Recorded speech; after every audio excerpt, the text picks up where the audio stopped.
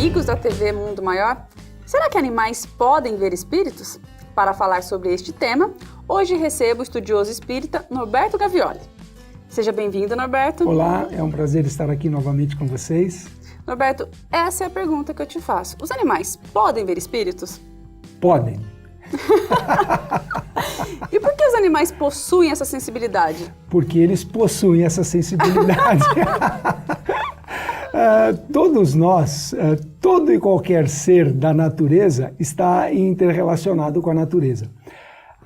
Tudo que existe na natureza vibra. Essa vibração, que é a vibração da matéria e a vibração do espírito, a gente fala logo em seguida isso. A vibração da matéria, ela irradia, por ela vibrar, ela gera uma onda, essa onda se locomove. Ao se locomover, ela atinge quem estiver próximo ou o que estiver próximo. Então, os animais, eles têm uma sensibilidade, tanto quanto, não tão desenvolvida quanto a nossa, mas eles têm essa sensibilidade e percebem determinados eventos que os nossos olhos não enxergam, mas o sistema perceptivo dele percebe. Ao perceber, ele reage. Então, do nada, um cachorro pode olhar para a parede e começar a latir para a parede. Para ele, existe alguma anormalidade entre ele e a parede.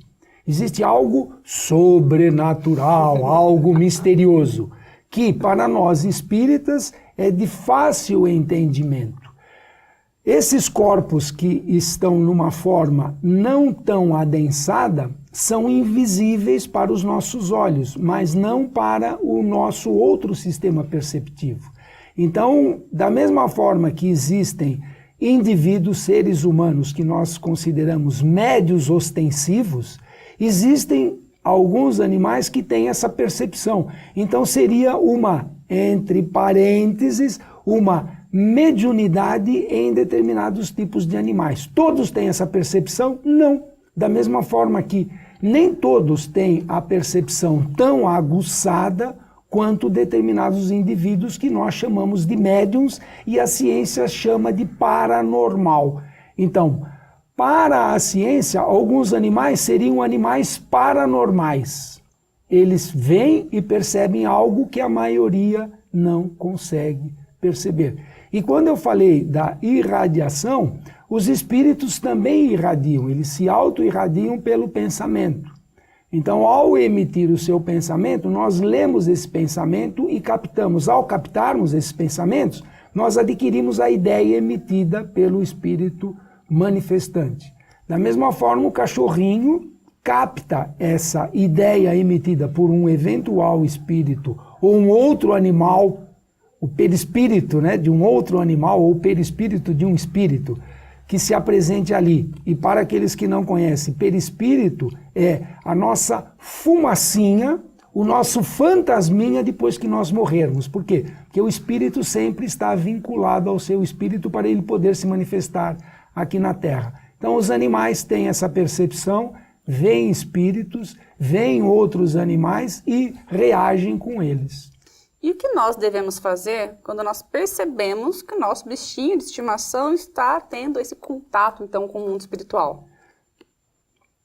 Elevarmos o nosso pensamento, fazermos uma prece e pedirmos para que aquele ente, vamos chamar assim de ente, que a gente não sabe se é um outro animal ou se é um espírito que está ali se manifestando, para que esse ente, esse ser, ele seja orientado, ele seja tirado dali com esclarecimento, não assustá-lo. Sai daqui que eu vou te queimar com fogo do inferno. Isso não resolve, tem que ter orientação.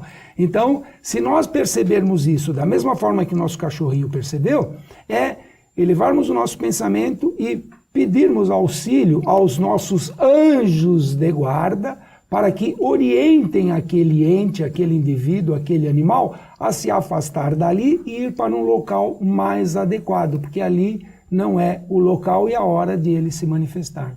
Eles conseguem diferenciar se são espíritos de luz ou espíritos malfazejos? Sim. De que forma? Quando nós nos deparamos com um indivíduo mal encarado, com cara de mal, com cara de bravo, o que nós fazemos? Nós nos aproximamos ou nós recuamos? Recuamos, Recuamos. né? A mesma coisa acontece com os animais. Quando um animal, ele se depara numa situação, ou ele enfrenta ou ele foge. Isso é atávico, isso faz parte do nosso processo evolutivo. Numa situação aflitiva, ou você ataca para sobreviver, ou você foge para continuar sobrevivendo. Ninguém quer morrer. O animal também não quer, isso é instintivo. Então, ele verifica aquilo que ele está percebendo em função do arquivo que ele tem na memória, ele consegue ler se aquele ente que ele está vendo, aquele espírito que ele está vendo, é um espírito bom, com boas intenções ou com más intenções. Então, o primeiro aspecto é o visual. Tá? Então, se você encontrar uma pessoa com cara de mal, só cara de mal, mas ao você conversar com ela, vai verificar que ela é uma pessoa dócil, mas ela tem cara de mal, é a cara física dela, mas ela é uma pessoa dócil. Os animais também têm a condição de ler isso daí. Por quê? Porque como a comunicação se faz via pensamento, o que vale é a intenção. Então eu posso ter um aspecto feio, mas com boas intenções. Ou eu posso ter um aspecto bonito e vou te dar um abraço, e antes de dar o abraço, a minha intenção é de te dar um murro. Mas como eu cheguei perto de você sorrindo, você acha que vai ganhar um abraço. Não, eu vou te dar um murro. Então, essa leitura do pensamento é o que nós chamamos de percepção, é o que nós chamamos de intuição.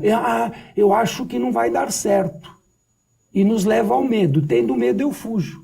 A mesma coisa acontece com o animalzinho. Então ele consegue detectar se o indivíduo com o qual ele percebeu está com boas intenções ou más intenções, pela ação do pensamento. Ou se for um indivíduo feio.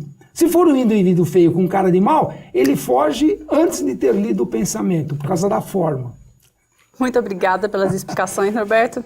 Foi um prazer estar aqui novamente com vocês. E nós queremos saber a sua opinião sobre o tema de hoje. Deixe seu comentário na nossa página do Facebook, no facebook.com/TV Mundo Maior e também no nosso canal do YouTube. Muito obrigada e até a próxima!